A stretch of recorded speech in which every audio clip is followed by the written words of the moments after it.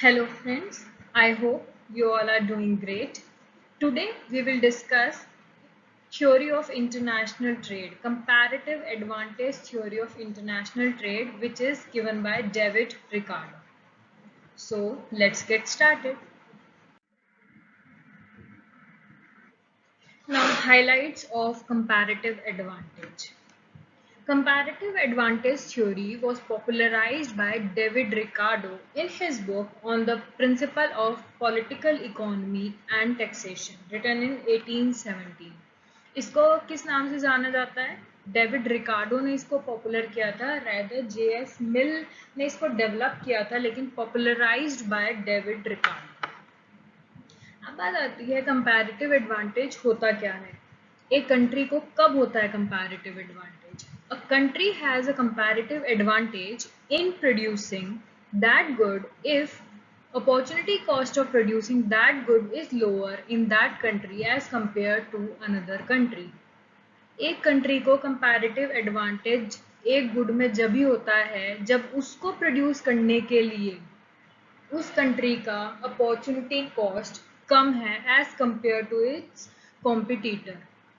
अगर मैं और आप हैं और मैं वही गुड प्रोड्यूस कर रही हूँ by sacrificing less units of other good as compared to you, then we can say that I have comparative advantage over that product. मैं इसको बिल्कुल आसान एक एग्जाम्पल में समझाऊंगी next slide, so please wait for that.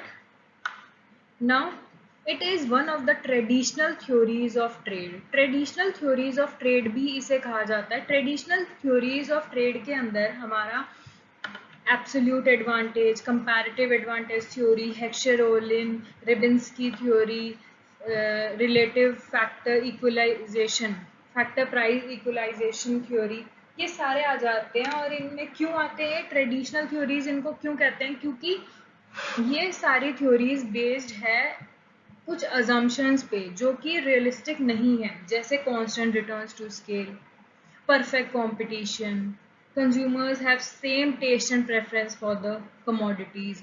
तो इसलिए इनको हम ट्रेडिशनल थ्योरीज ऑफ ट्रेड भी कहते हैं, क्योंकि इन सारी थ्योरीज में ये एक बेसिक अजम्पशंस है, CRS, perfect competition and same taste and preference of the consumer.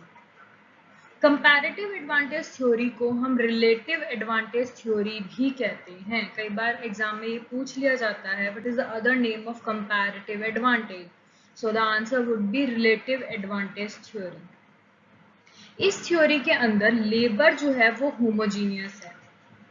Absolute advantage हमने प्रीवियस वीडियो में पढ़ी थी, जहां पर लेबर होमोजीनियस नहीं होते, उनकी प्रोडक्टिविटी, लेबर की प्रोडक्टिविटी ही एब्सोल्यूट एडवांटेज बताती है. बट कंपैरेटिव एडवांटेज के केस में लेबर होमोजीनियस होता है. तो क्यों कंपैरेटिव एडवांटेज होता है कंट्रीज का? क्योंकि टेक्नोलॉजिकल डिफरेंस की वजह से हमारी अपॉर्चुनिटी कॉस्ट अलग अलग आती है, उसकी वजह से एक कंट्री का कंपैरेटिव एडवांटेज होता है. So let's moving on.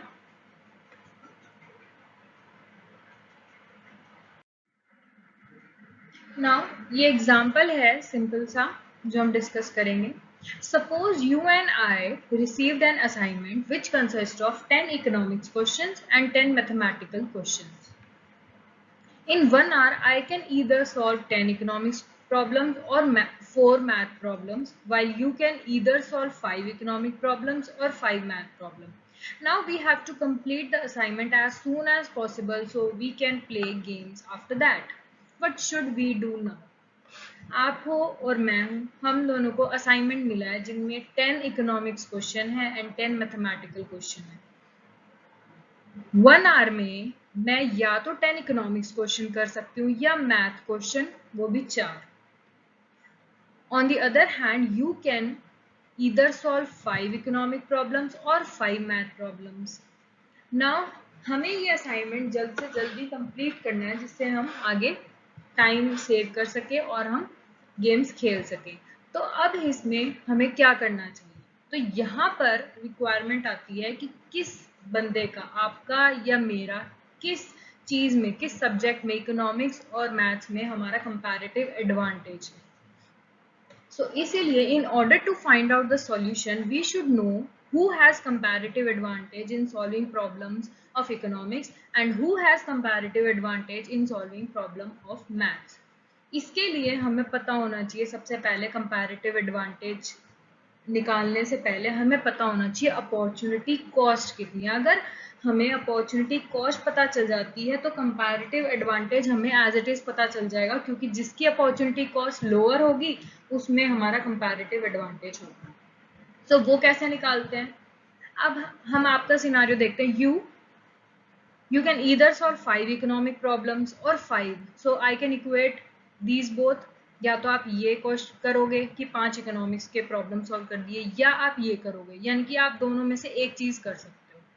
ठीक है, इन दोनों को इक्वेट करने के बाद I can write 1 economic problem is equals to ये 5, यहाँ पे डिवाइड हो गया क्योंकि यहाँ पे मल्टीप्लाई हो रहा था, डिवाइड हो गया तो 1 मैथ प्रॉब्लम। यानी कि आप या तो एक इकोनॉमिक प्रॉब्लम सॉल्व कर सकते हो या आप एक मैथ प्रॉब्लम सॉल्व कर सकते हो, या हम ये भी कह सकते हैं एक इकोनॉमिक प्रॉब्लम अगर आप सॉल्व करते हो तो आपको सेक्रीफाइस करना पड़ेगा एक मैथ प्रॉब्लम को।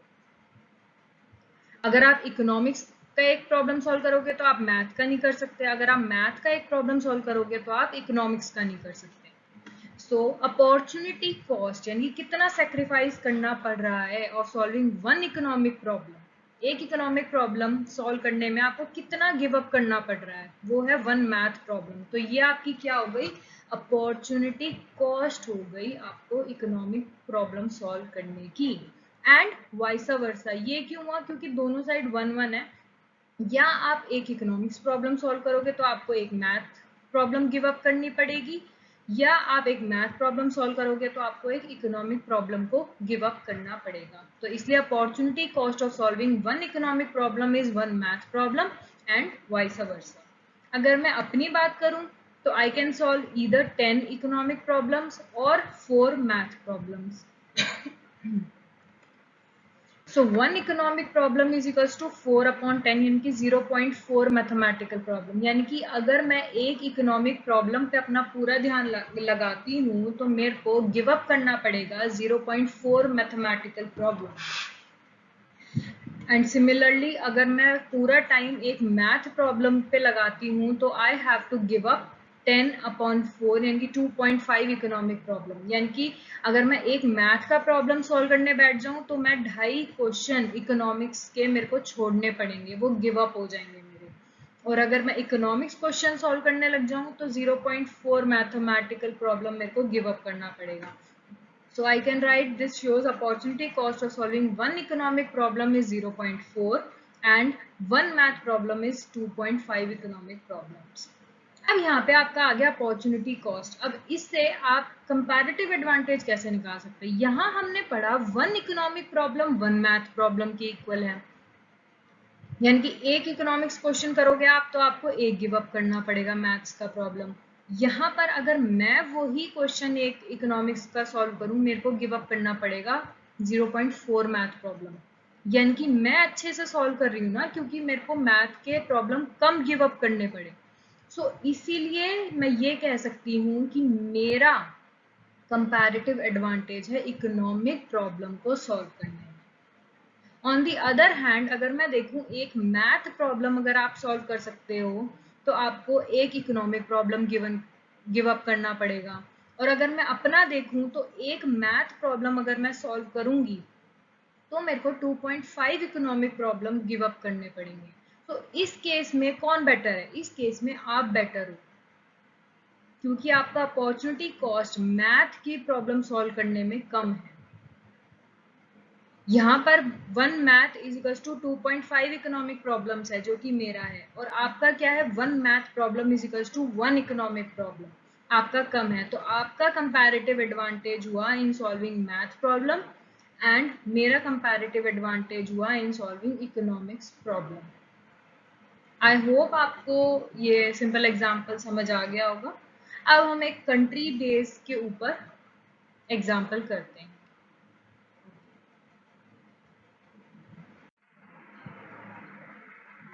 Now we will do one numerical example on comparative advantage theory of international trade. So let's get started.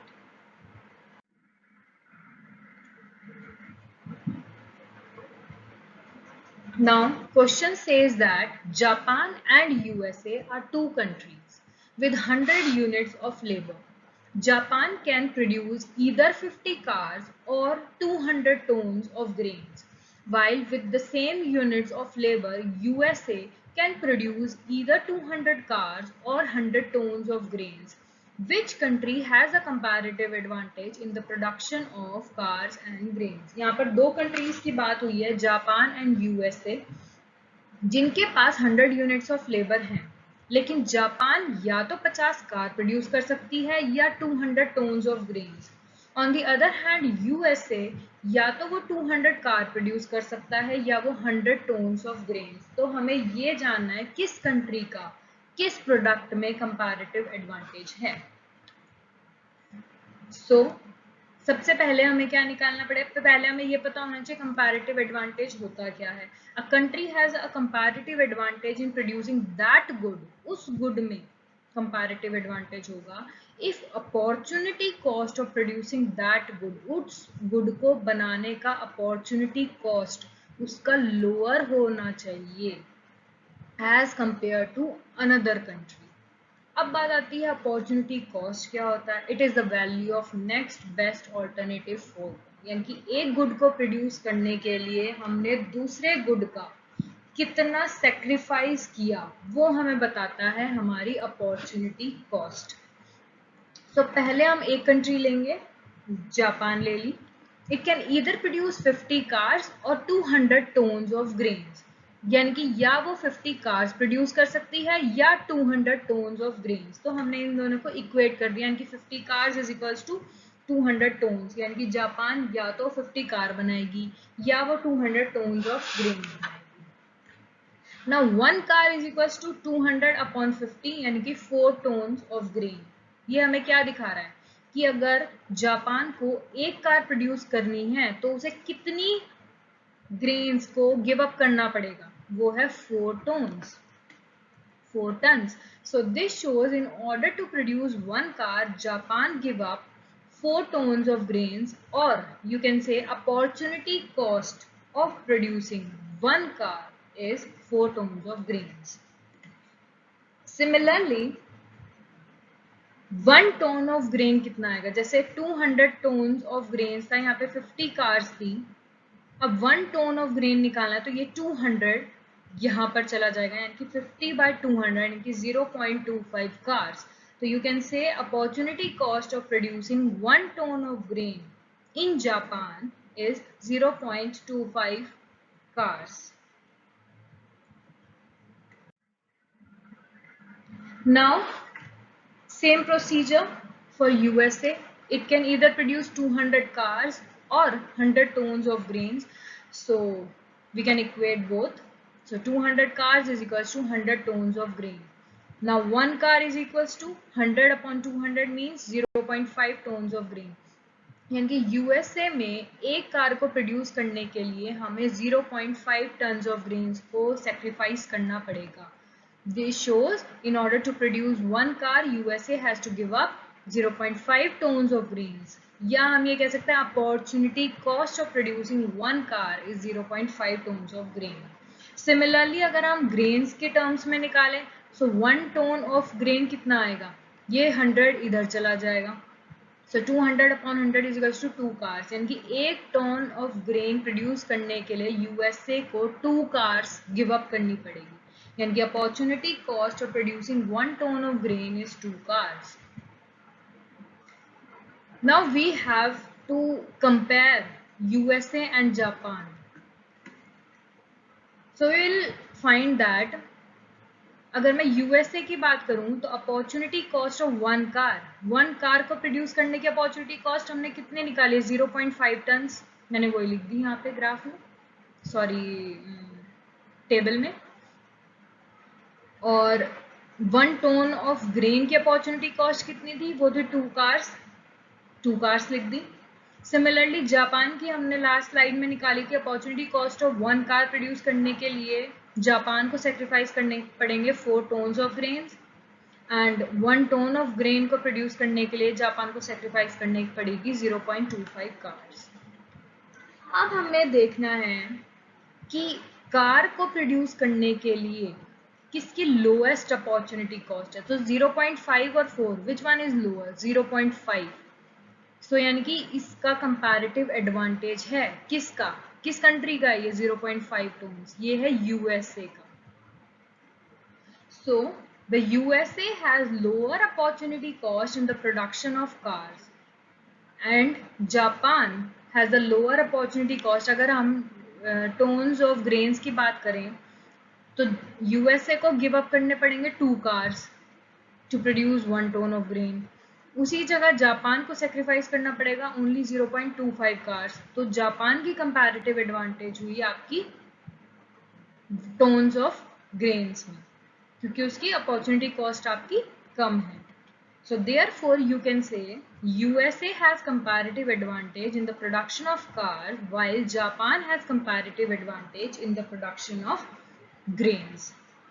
हम अपॉर्चुनिटी कॉस्ट को कंपेयर करते हैं। अगर मैं 1 कार की अपॉर्चुनिटी कॉस्ट देखूं, यूएसए में 0.5 है, जापान में 4 टोन्स है। इन दोनों में कम किसकी है? इसकी। किसको प्रोड्यूस करने के लिए? कार को प्रोड्यूस करने के लिए। तो कार की कंपैरेटिव एडवांटेज किस कंट्री की है? यूएसए की। सिमिलरली इन दोनों में अपॉर्चुनिटी कॉस्ट किसकी कम है? इसकी। क्या प्रोड्यूस करने में? टोन को प्रोड्यूस करने में, ग्रेन्स प्रोड्यूस करने में। तो ग्रेन्स की कंपैरेटिव एडवांटेज किसकी है? जापान की। आई होप आपको सब समझ आ गया होगा। Note: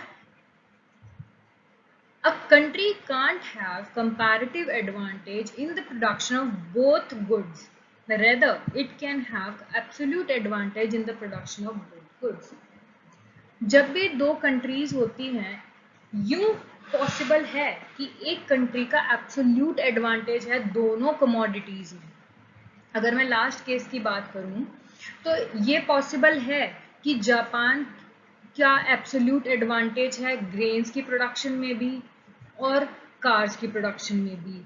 but when we talk about comparative advantage, it is not possible कि सिर्फ एक कंट्री का कंपैरेटिव एडवांटेज हो जाए दोनों कमोडिटीज में। ओके, ये इंपॉर्टेंट पॉइंट था, so please note that. And that's all. Thank you. I hope you like the video. In case you feel any problem, you can use comment section. Thank you.